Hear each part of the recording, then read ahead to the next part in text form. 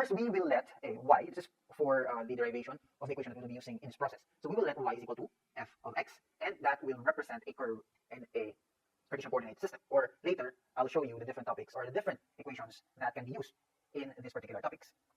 And we will assume that this function has a graph represented below, and we will subdivide the length of the arc into n intervals. And we will get the distances between each interval. So for example, we have this graph of the function y is equal to function of x, and this is just a visual representation. It could be any other function. So the next step, based on the process that I have presented, is to assume that the graph represents a function. And then we will subdivide this into n intervals, and with that, each interval will represent a point on the curve. For example, xo here will represent a point po or p0 on the curve itself, and same goes for x1. It represents a point p1 on the curve. Now, if we want to get the length from p0 to pn, all we gotta do is to add all the distances from p0 to p1, p1 to p2, and p2 to pn. In that case, we will represent a distance from a certain point to the next point. And with this graph, we will now sum up all the distances. The length of an arc from p0 to pn, as I said earlier, will be the sum of the distances from p0 to p1, p1 to p2, and lastly p2 to pn. And as a review, the distance formula from the analytic geometry is equivalent to d is equal to x1 minus x0 squared plus y1 minus y0 squared, and then take the square root of the sum of the two terms. In calculus, the distance between intervals is referred to as delta x or delta y because that interval is assumed to be very small, and thus we'll represent it with a very small increment delta x or delta y. So that is the representation of the distance from one point to the next. So, modifying the distance formula from the analytic geometry, we can now assume that the distance between each point will be equal to the square root of delta x squared plus delta y squared.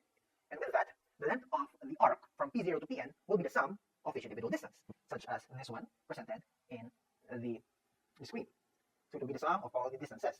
Now, using the sigma notation, this is the summation, so it will become s, or this is the arc length, will be equal to the summation from I is equal to 1 to n, square root of the delta x sum I squared plus delta y sum I squared. That is just simply the summation of all the distances from p0 to pn. Moving on, this is the summary of the sigma notation that we have derived earlier in the presentation.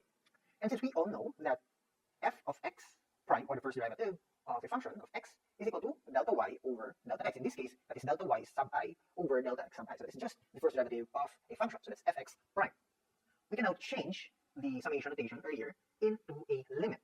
And with that, we substituted the delta y sub I with the f of xi prime multiplied by the delta x prime. So this part here is from here. So we just transferred or multiplied the whole equation with delta xi so that we can get the delta y sub I. And this is a limit from limit of n approaching infinity.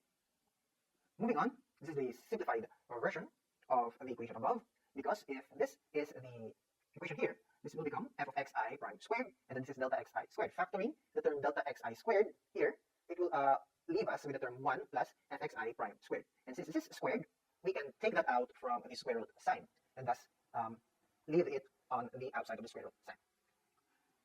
And finally, with this term, the limit of the summation, we can transform that into an integral, which is basically something like this. So s is equal to integral of from lower limit a to upper limit b, square root of 1 plus dy over dx squared. Take note that the f of x sub I prime is equivalent to dy over dx.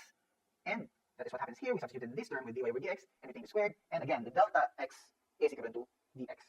So this is the formula that we will be using in solving for the length of an arc in algebraic form. Or we can also solve it in terms of dy if that will make the solution much easier. So we can also do that. We will just have to take the dx over dy instead of dy over dx, and the term on the outside is dy. So this is the two formula that we can use for algebraic functions. Moreover, if the function is a parametric one, we can take that s is equal to t1 to t2, where the variable t is the parameter of the parametric equation, square root of dx over dt squared plus dy over dt squared, multiply that with the derivative of the parameter t. So this is the equation if the function is a parametric. And lastly, if the curve is in polar coordinate, the arc length s is equivalent to theta 1 to theta 2, of course it's the lower and the upper limit, square root of r squared plus dr over dt squared d theta. The same thing is done in deriving this equation comparing to the formula for the algebraic functions. So that is the formula. All you have to do is to get familiarized with this, and we can solve any problems in the integral calculus.